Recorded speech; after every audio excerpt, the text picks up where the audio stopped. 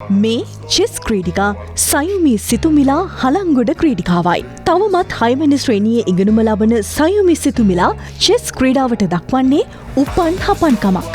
ඒට සයුමි සිතුමිලා මෙතෙක් ලබාගෙන ඇති ජයග්‍රහණ සහ ශ්‍රී ලාංකික ධජය නියෝජනය කරමින් සහභාගී වී ඇති ජාත්‍යන්තර තරඟාවලි ඕනාවටත් වඩා සාක්ෂි දරනවා.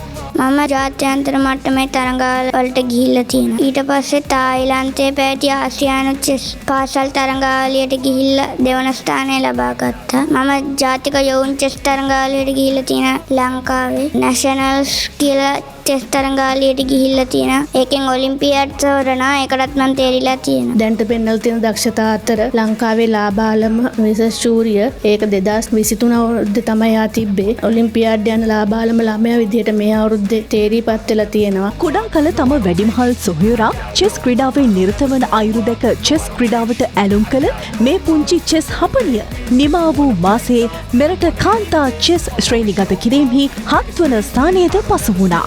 දුව පොඩි කාලේ ඉඳලම අයියා චෙස් කරනවා දැකලා හරි ආසයි චෙස් අදින්න. ඊපස්සේ අයියට කතා කරලා චෙස් අයියගෙන් අහගෙන ගෙදර ඉන්න අම්මටත් කතා කරනවා පොඩි කාලේ. එහෙම චෙස් ඇදලා ඊට පස්සේ කොවිඩ් කාලේ තිබුණා. ඒතකොට අයියා ගොඩක් වෙලාවට ගෙදර හිටියේ. අයියත් එක්ක චෙස් ඇදලා චෙස් වලට ආස හිතුණා. ඒ යටතේ සුමේදු විද්‍යාලයට ඇතුළත් කරා. එහිදී ලක්මා ළමසේකර ගුරුපියාණන් යටතේ ඉදා සිට අද දක්වා ඔහු යටතේ ඉගෙන කටයුතු කරගෙන ලොකු ගමනක් ඇවිල්ලා තියෙනවා. ටීම් එකේ ඉන්න පොඩිම ළමයා මගේ දුව තියෙන ශ්‍රේණිගත කිරීමම ලංකාවේ 7 වෙනි ස්ථානයේ දැන්ට ළඟා කරගෙන තියෙනවා. මම අනාගතයේදී WGM වෙන්න කැමති. ඒ කියන්නේ වුමන් ග්‍රෑන්ඩ් මාස්ටර් කෙනෙක්. චෙස් ක්‍රීඩාවෙන් ශ්‍රී ලාංකික ධජය ලෝකයේ තුල බැබලවිය හැකි මේ අංකුර ක්‍රීඩිකාව ජාත්‍යන්තර මට්ටමේ චෙස් තරඟාවලි රසක් නියෝජනය කිරීමට සුදුසුකම් ලබා තිබුණත් ඒ සඳහා ප්‍රමාණවත් මූල්‍යමය හැකියාවක් නොමැතිවීම හේතුවෙන් තරඟාවලි රසක් අත්හැර දැමීමට සිදුව තිබීමත් කනගාටුවට කරුණක්. ගුවන් ටිකට්පත් නවාතැන් පහසුකම් වීසා පහසුකම්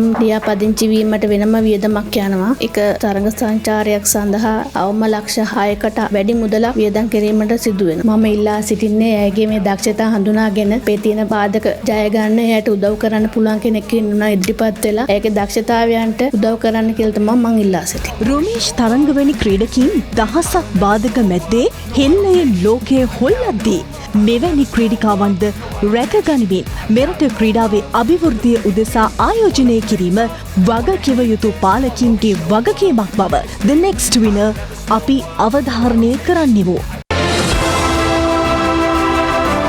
The Next Winner